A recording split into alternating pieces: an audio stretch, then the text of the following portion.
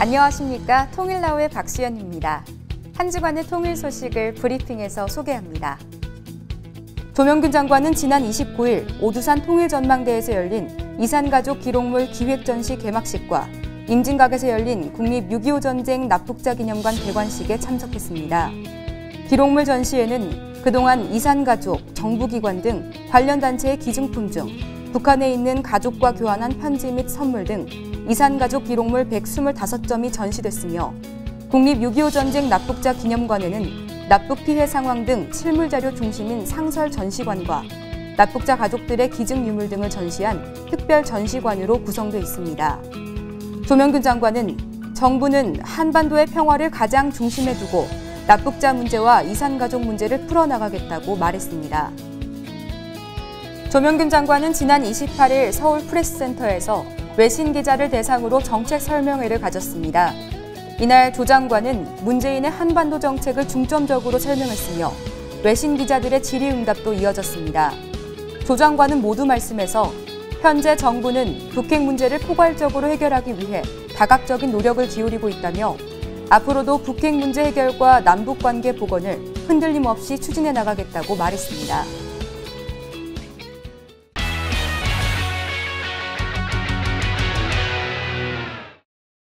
연말 연시가 다가오면서 소외된 이웃에 대한 다양한 행사가 마련되고 있습니다. 지난주 파주에서 열린 이산가족 기록물 전시 현장으로 함께 가보시죠.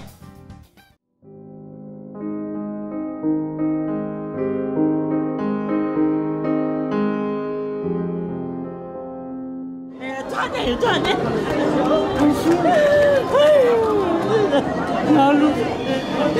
날렸어? 그나빠, 일찬수, 그나빠.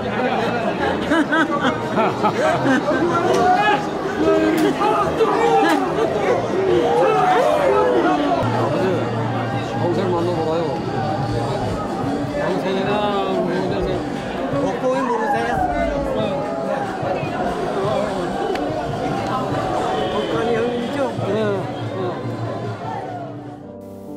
그토록 고대하던 만남이건만 세월에 밀려 자꾸만 옅어지는 기억들. 그래서 이산 가족들은 추억을 붙잡을 수 있는 물건들을 평생 간직하곤 합니다.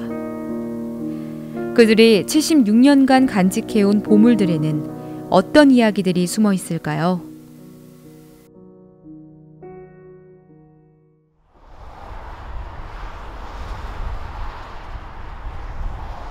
파주에 있는 오두산 통일전망대. 지난주 이곳에서는 이산가족에 관한 전시가 열렸습니다. 연말을 맞아 그동안 잊혀졌던 이산가족에 대한 의미를 되새겨보고 20차에 이르렀던 이산가족 상봉 이야기를 살펴보는 전시였는데요. 이번 전시에는 특별한 점이 있습니다. 바로 이산가족들이 평생 간직해온 소장품들이 일반인들에게 공개된 겁니다. 저희가 금년도 사업으로 이산가족 기록물을 수집하는 사업을 하고 있습니다. 그래서 금년 동안에 이산가족 기록물 10,000여 점을 수집을 했고요.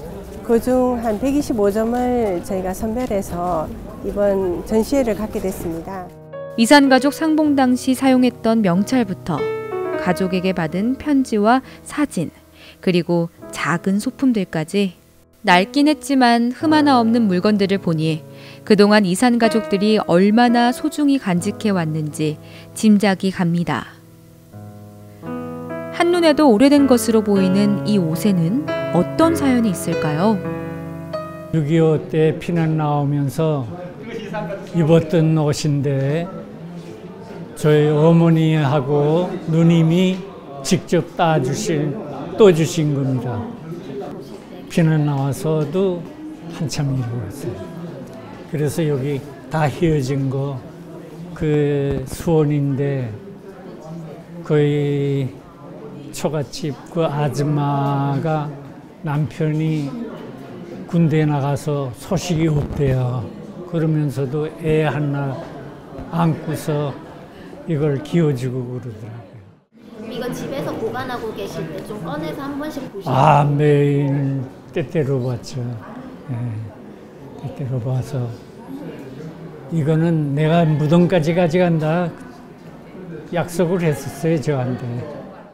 이산가족 상봉 당시 만남의 징표로 받았던 물건들도 눈에 띕니다. 요 그 반지가 좀 의미가 있는데요. 내 조카 은하가 그 글을 잘 지어가지고 그 평양에서도 고등학생 문예 콩쿠르에 당선도 된 그 조카인데 평양 소년 궁전에서 교사하다가 그만뒀다고 학교에서 그 조카한테 이 구리 반지를 줬어요. 이토록 소중한 반지를 이산가족 상봉 당시에 작은 아버지에게 선물로 준 겁니다.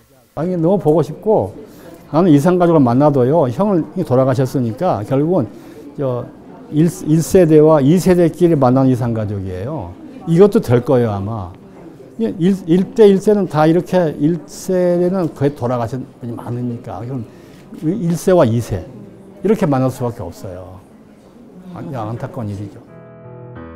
오늘 이 전시회는 인천 지역 이산 가족들과 일반 관람객 150여 명이 참석해 의미를 더했는데요. 이분들을 위한 뜻깊은 행사도 마련됐습니다. 이산 가족 한 분 한 분의 사연을 마주하면서 저희들 또한 이산 가족 문제를 반드시 풀어나가야 하겠다는 의지를 다시 한번 다지게 되었습니다. 이산 가족 최고령자 세 분에게 현재 북한 고향 땅의 위성 사진을 선물해 드린 겁니다. 신동명님의 이 석교리 마을 액자로 인공위성으로 찍은 그 사진 산천은 의구합니다. 그리고 북한이 그렇게 많이 변하진 않았습니다. 10년이면 강산도 변한다죠. 강산이 7번이 넘게 변하는 분단의 시간이었지만 고향 땅의 사진이 그리고 이번 전시가 잠시나마 그분들의 마음을 위로할 수 있었으면 참 좋겠습니다. 감회가 깊습니다. 그런데 용기 그런 걸 가져왔구나 하는 생각나고 나 같은 사람은 하나도 못 가져왔는데 다 생각이 나고 어떤 거 보면은 마음이 좀 뭉클하고 다 그렇죠. 그러고 나이가 먹으니까 아마 자꾸 눈물이 많아지는 것 같아. 고향 소리 스치기만 해도 그 마음이 영 안 좋거든. 이산 가족들은 또다시 상봉의 그날을 기다립니다. 영원한 만남이 있을 통일 역시 기다리고 또 기다립니다. 해방 후 38선 이남에 속한 우리 지역이었지만 6.25 전쟁 이후에는 가지 못하게 된 곳이 있습니다. 바로 개성인데요. 우리가 개성에 다시 발을 디뎠던 그날을 찾아갑니다. (1920년 5월) 남만주 철도회사 경성관리국에서 편성된 임시열차. 오전 9시 10분 남대문을 출발한 열차가 1시간 40분을 달려 도착한 곳은 개성역입니다. 복사꽃이 만발한 개성을 반일 동안 여행하고 다시 서울로 돌아올 수 있도록 편성된 특별 열차인데요. 봄날 꽃구경뿐만 아니라 유명한 사적지와 빼어난 자연풍광으로 사계절 내내 여행지로 인기가 높았던 개성. 우리가 다시 개성으로 여행을 떠났던 그날을 찾아가 봅니다.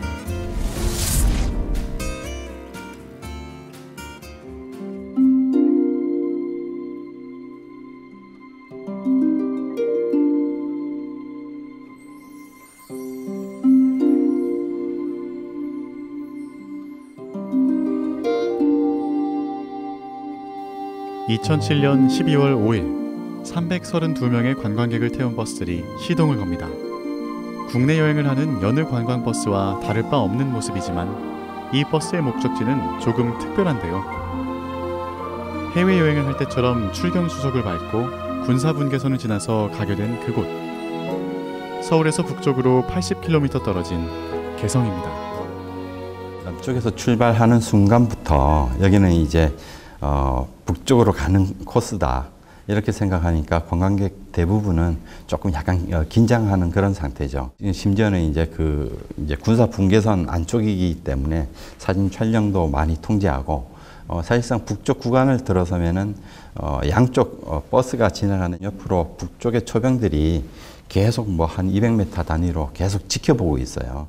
저는 고려시대 역사를 공부하고 있는 사람인데 논문 쓰면서 늘 개성이 어떻게 생겼었을까 하는 거를 머릿속에 상상을 하고는 했는데요.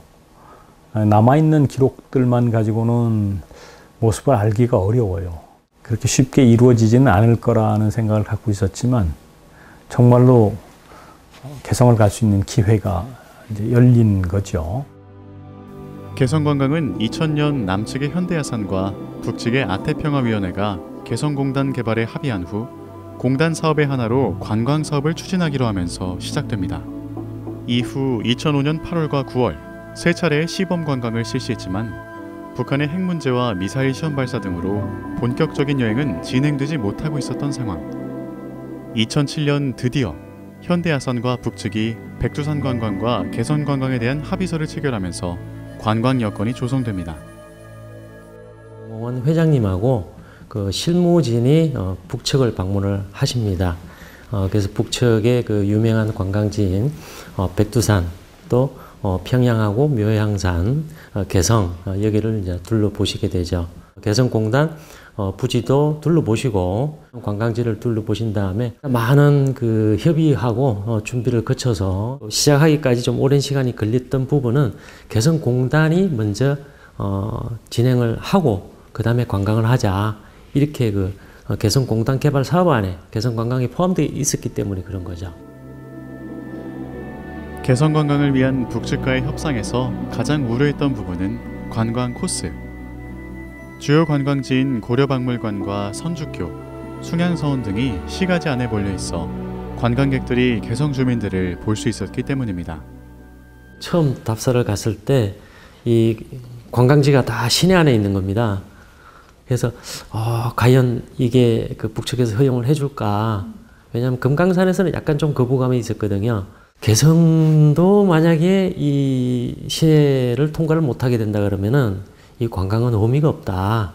그리고 이 실향민들 같은 경우에도 어떻게 보면 관광을 하러 오신 게 아니고 어떻게 보면 이제 고향 방문 또 내가 살던 이런 데를 한번 찾아오시는 데의 의미가 더 크기 때문에 그런 부분을 잘 이해를 해주셔서 개성관광이 진행이 되었습니다. 개성관광의 첫 일정은 황진이, 서경덕과 함께 송도삼절의 하나인 박연폭포를 둘러보는 것으로 시작하고 박연폭포에서 900m 떨어진 관음사 방문으로 오전 일정이 마무리됩니다. 점심은 개성 시내의 통일관에서 하는데요. 남쪽 음식이 호남이라면 북쪽 음식은 개성이라는 말이 있을 정도로 음식 문화가 발달한 곳입니다. 개성에서 그 유명한 식사가 여러 가지가 있습니다. 개성 인삼이 유명하지 않습니까? 그래서 인삼을 넣은 그 닭백숙 같은 그 닭곰이라고 그렇게 명칭을 있습니다. 그런 여러 가지 메뉴들이 있는데 그 중에서 우리 관광객들이 우리 그 전통적인 그런 또 음식을 드실 수 있는 게 이 11첩 반상기다. 물론 우리 다 그 한식 메뉴지만 밥하고 국을 뺀 11가지 그 메뉴가 이제 그 1인 식단으로 제공이 되는데 관광객분들도 다들 그 만족을 많이 하셨죠. 500년 동안 고려의 수도였던 개성. 오후에는 고려시대 유적을 둘러보았습니다. 개성은 역시 뭐 사람들이 살고 있었던 고려시대 가장 큰 도시였고요. 그 사람들의 생활의 터전이었고 정치의 중심지였고 신앙의 중심지였고 또 죽어서는 묻히는 공간이었고 이런 종합적인 유적을 남긴 곳이다. 우리나라 중세 도시 유적 가운데 개성만큼도 사실 남아있는 곳이 그렇게 많지 않습니다. 9시간이라는 짧은 시간 동안 제한된 몇몇 장소만을 둘러보는 일정이었지만 개성에 있다는 사실만으로도 큰 의미가 됐습니다. 선주교가 이제 시내 한가운데 위치해 있는데 선주교 그 이제 공간으로 담벼락으로 둘러져 있는데 어떤 관광객 한 분이 계속 담벼락 쪽으로 걸어가서 한참 그 담벼락 밖을 바라보고 있는 거죠. 그래서 저도 혹시나 이제 이 사람이 뭐 잘못된 일을 하지 않을까 염려가 돼서 이제 가까이 다가가서 어르신 왜 여기 와 계시죠? 자리로 돌아가시죠. 그랬더니 저 담장 넘어 이렇게 손짓하면서 저기가 우리 집인데 그러면서 그걸 손짓하는데 정말 바로 앞에 집이 있는데도 가보지 못하는 그 심정. 정말 그때 이제 같이 그걸 느끼면서 저도 이제 가슴이 울컥했던 2007년 12월에 시작해 이듬해 11월 29일을 마지막으로 1년 만에 중단된 개성 관광. 11만 2천 명이 넘는 관광객들이 개성에서 보았던 것은 무엇이었을까요? 오늘 준비한 소식은 여기까지입니다. 이상으로 통일나우를 마칩니다. 시청해주신 여러분 고맙습니다.